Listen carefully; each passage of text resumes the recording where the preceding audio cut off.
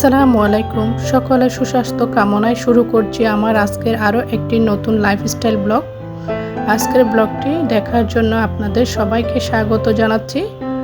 আজকের ব্লগটি শুরু করেছি আমি সকাল থেকে। সকালের নাস্তায় আজকে পুরি আর টুনা ফিশ রান্না করেছি।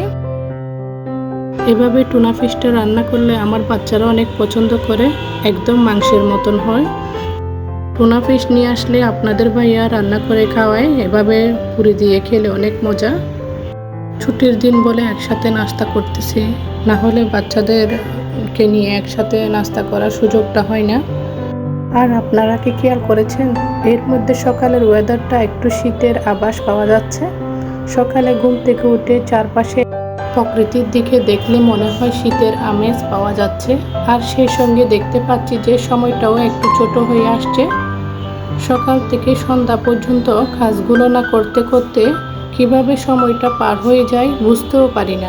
শীতকাল মোটামুটি আমার ভালোই লাগে, আর এই শীত আসার সময় দিন যে ছোট হয়ে যায়, সময়টা কমে আসে, সেটাই আমার খারাপ লাগে। আর যাই হোক, আজকে আপনাদের সাথে শেয়ার করছি সকাল থেকে ছোট দিনের অল্প সময়ের মধ্যে কিভাবে আমি সারাদিনের কাজগুলো গুছিয়ে করি অল্প সময়ের মধ্যে। পুরো ভিডিওটি দেখার জন্য সবাইকে অনুরোধ জানাচ্ছি। আশা করছি আপনাদের খুব ভালো লাগবে। আর আমার মিষ্টি আপু আর ভাইয়াদের আরও একটি ছোট্ট রিকোয়েস্ট, ভিডিওতে যদি লাইক দিয়ে না থাকেন তাহলে লাইক দিয়ে কন্টিনিউ করে যাবেন। আর আমার ভিডিওতে যদি নতুন হয়ে থাকেন প্লিজ সাবস্ক্রাইব করে দিয়ে আমার পাশে থেকে যাবেন। দিন ছোট কিংবা বড় যেমনই হোক না কেন, আমি সব সময় চেষ্টা করে থাকি সকাল সকাল ঘুম থেকে ওঠার জন্য। আর এই তো সকালে ঘুম থেকে উঠে নাস্তা বানিয়ে নিয়েছি, একসাথে মিলে সবাই নাস্তা করে নিয়েছি। আর এরপরে সংসারের অন্যান্য কাজকর্ম শুরু করে দিয়েছি। সকালের নাস্তাটা রেডি করার আগে কিংবা নাস্তা করার পর আমি ফ্রিজ থেকে বের করে রাখি দুপুরে কি রান্না করব সেগুলো। আর এর মধ্যে দেখা যায় যে সংসারের অন্যান্য কাজগুলো করতে করতে সেগুলোর থেকে বরফ ছেড়ে দেয় এবং তাড়াতাড়ি করে রান্নাটা করে নিতে পারি এবং শাকসবজিগুলো কেটে নিলে হয়ে যায়। এই তো আমি বেডরুমটা গুছিয়ে নিয়ে সংসারের অন্যান্য কাজগুলো ধাপে ধাপে করে নিব। ছোট দিনের সংসারের কাজকর্ম করে একদম দম ফেলা যায় না। এই তো পুরা ঘর পরিষ্কার করে নিয়ে ফার্নিচারগুলো একটু হালকা পাতলা মুছে দিয়ে ঘরটা ঝাড়ু দিয়ে রান্নাঘরে চলে যাব। রান্না শেষ করে বাচ্চাদের খাওয়াইতে খাওয়াইতে অনেকটা সময় পার হয়ে যায়।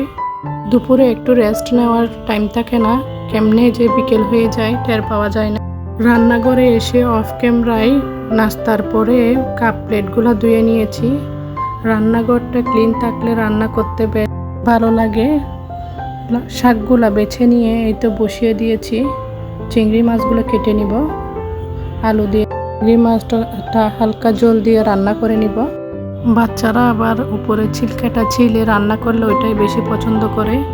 এটা আবার রান্না করার পর আমাকে ছিলে দিতে হয় ওদেরকে। বাচ্চাদের স্কুল বন্ধ ছিল অনেকটা দিন, আরামে কাটিয়েছি। এখন আবার শুরু হয়ে যাবে বাচ্চাদের নিয়ে দৌড়াদৌড়ি।